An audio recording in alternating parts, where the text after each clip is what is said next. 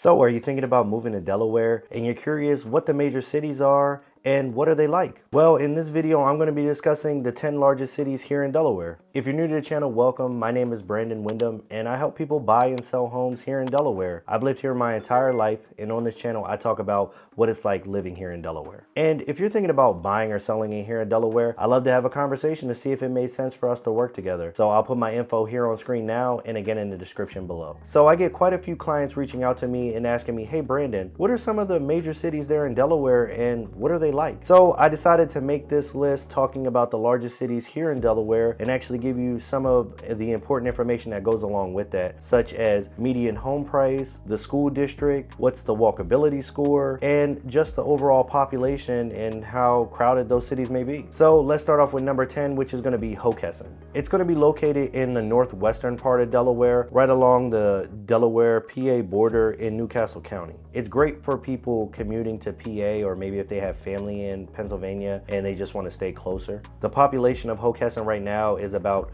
13,500 residents. And the median home price in Hockessin, it's a little high.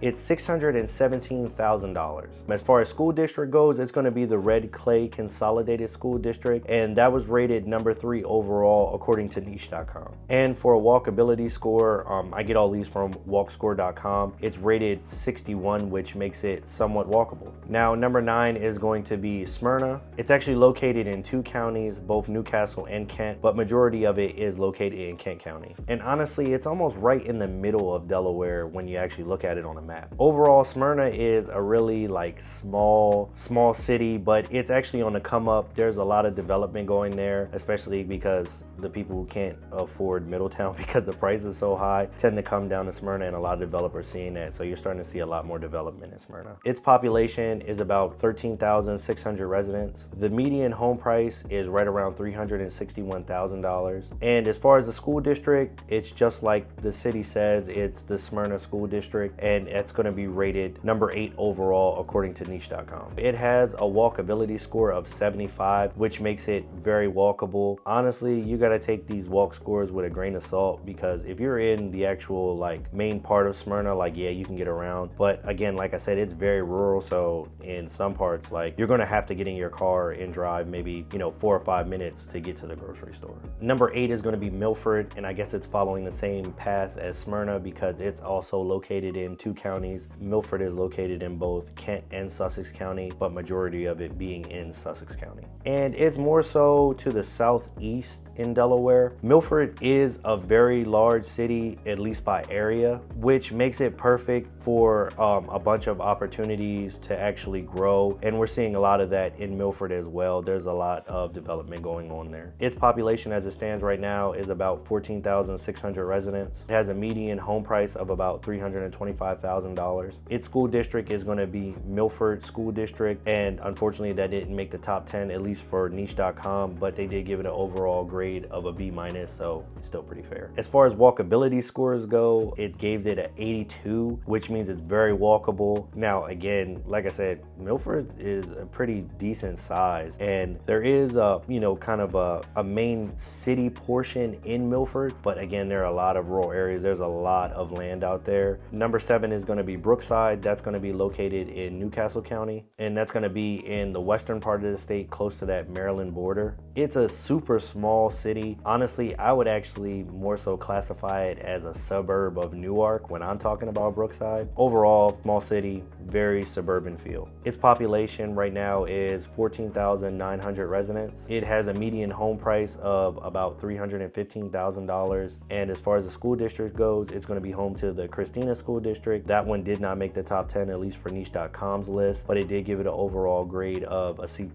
Brookside has a walkability score of 63, which makes it somewhat walkable, which makes a lot of sense. I actually used to live in Brookside, and obviously it was when I was a little bit younger and I didn't have a car. So I walked everywhere and it didn't seem too bad. Number 6 is going to be Glasgow. That's going to be located in Newcastle County as well, just a little further south than Brookside, but it actually is going to be more on the west side of Delaware, really close to that Maryland-Delaware border. You're only going to be maybe about 5-10 minutes, west of of Elkton, Maryland. Again, Glasgow is a very small city, and honestly, when I'm talking about Glasgow, I just think of it as a suburb of Bear. But again, very small city with, overall suburban feel. It has a population of about 15,400 people. It has a median home price of $400,000, and again, it's home to the Christina School District, again with that C+ rating overall by niche.com. And the walkability score is 46, which makes it car dependent, which makes a lot of sense because there's a lot of major roadways running through Glasgow, 896 and Route 40. So yeah, you're definitely probably not going to be walking on the side of that road, and you're going to take that road to get anywhere anyway. Number 5 is going to be Bear. It's located about 5 minutes west of Glasgow, and like I said, Bear is kind of the big brother.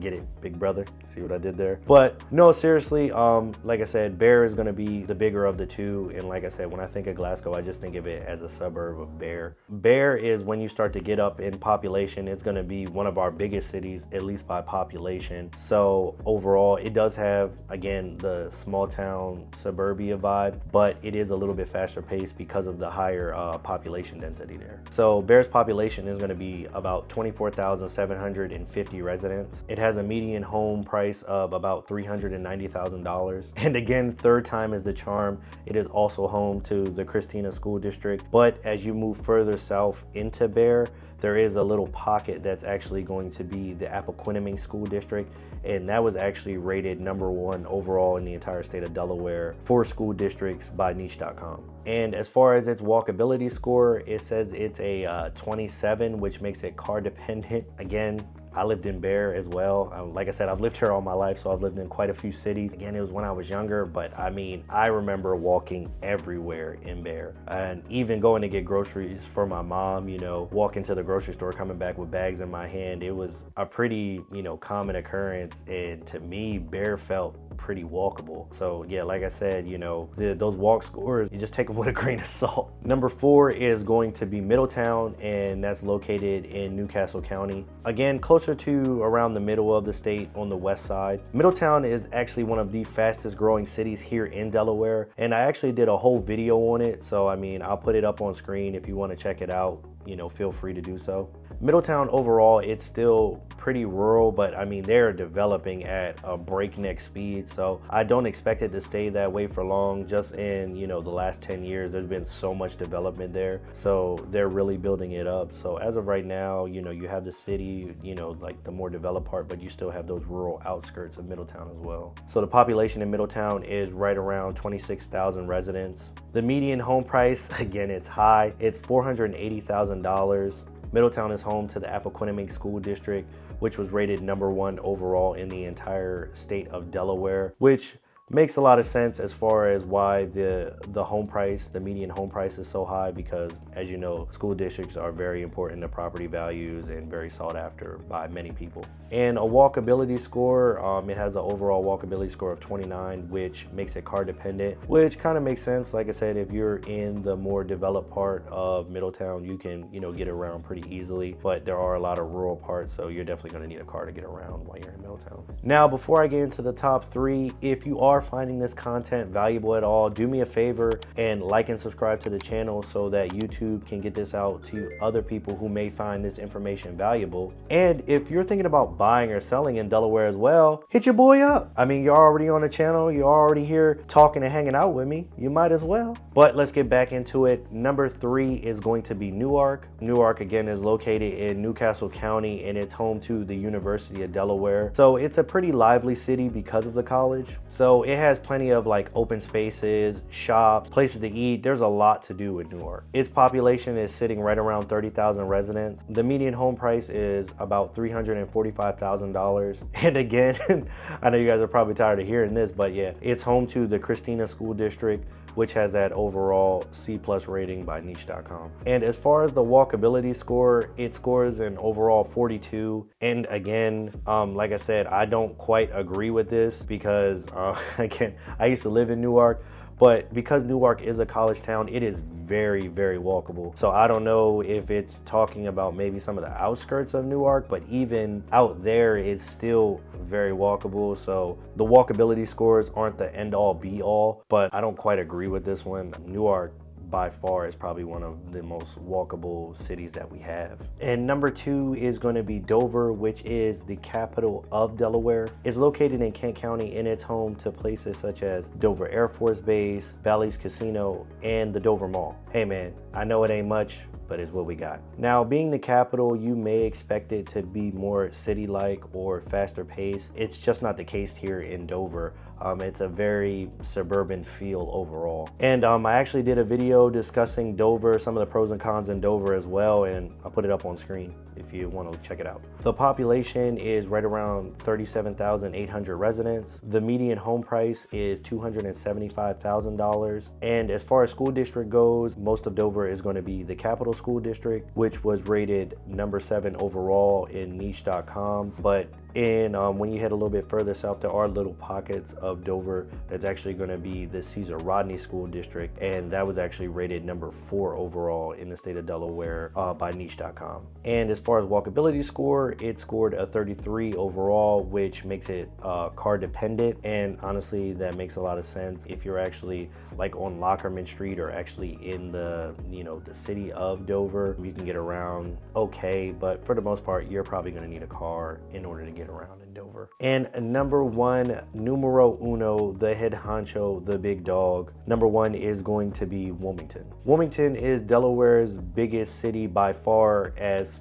population goes. And honestly, if you didn't know any better, you would probably think that Wilmington was the capital of Delaware. It's about as close to big city living as you can get with, big skyscrapers and things like that. It's located in Newcastle County, more so to the northeast, and because of that, it makes it very desirable because of its close proximity to other cities such as New York, New Jersey, Pennsylvania. And again, I actually did a video discussing Wilmington as well, so I'll put that up on screen and you can check it out if you like. The population, like I said, is the biggest by far at right around 70,000 residents. The median home price is $279,000, and you gotta take that's a little bit skewed just because if you're talking about the inner city, you can pick up homes for 100,000 plus, but if you're talking about some of the outskirts of Wilmington, those can get up to $500,000 up to $1 million out there. As far as school districts go, Wilmington is going to be Red Clay Consolidated, as well as Brandywine School District,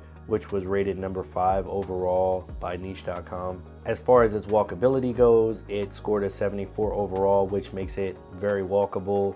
Honestly, that number might be a little low because, like I said, Wilmington is as much as the city as you can get. You come out your house, go to the corner store, there's buses always running. I mean, the city is set up to be walkable.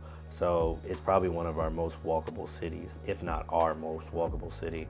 Now, if you're saying to yourself, Brandon, these cities look fantastic, but I have no idea where they are, don't worry, I got you covered. I actually did a Google Map walkthrough of Delaware, and you can check it out right here.